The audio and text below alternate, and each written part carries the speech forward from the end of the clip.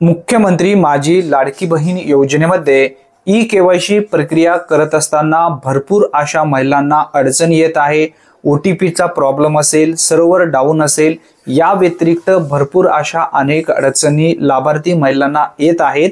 लाडकी बहीण योजनेमध्ये पूर्वी 18 सप्टेंबर 2025 रोजी जो शासन निर्णय निर्गमित करण्यात आला होता त्यामध्ये स्पष्टपणे उल्लेख होता की 20 सप्टेंबर ते 20 नोव्हेंबर पर्यंत ई-केवायसी करण्याची कालावधी राहील।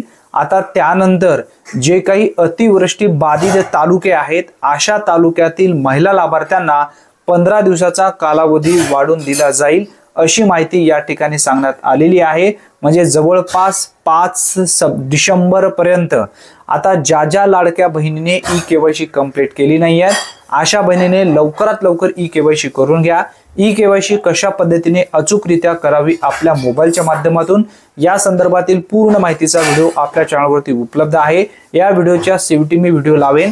एका दिवसामध्ये जवळपास 5 ते 6 लाखच्या आसपास महिला ई-केवायसी कंप्लीट करत आहेत। कोणत्या टायमिंग मध्ये आपली ई-केवायसी करायची आहे, सक्सेसफुल होईल या संदर्भात सुद्धा माहिती त्या व्हिडिओमध्ये व्यवस्थित देण्यात आली आहे। आता जे अतिवृष्टी बाधित तालुके आहेत अशाच तालुकांना या ठिकाणी जी काही तारीख आहे ती वाढवून दिली जाईल अशी माहिती देण्यात आली आहे।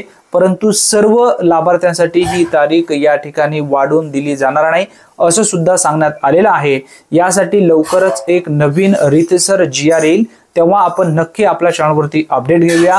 परंतु लवकरात लवकर ई-केवायसी करण्याची प्रक्रिया करून घ्या, कारण तुमचं 100% या ठिकाणी चांगलं होणार आहे।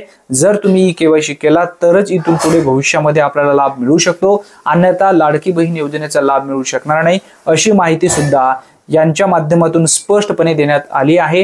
ही एक महत्त्वपूर्ण माहिती असल्यामुळे जास्तीत जास्त लाभार्थ्यांपर्यंत हा व्हिडिओ नक्की शेअर करा। चॅनलवरती जर तुम्ही पहिल्यांदाच आला असाल तर चॅनलला सबस्क्राइब करून ठेवा। धन्यवाद। पुन्हा भेटूया नवीन व्हिडिओमध्ये नवीन माहितीसह। तोपर्यंत जय हिंद, जय महाराष्ट्र।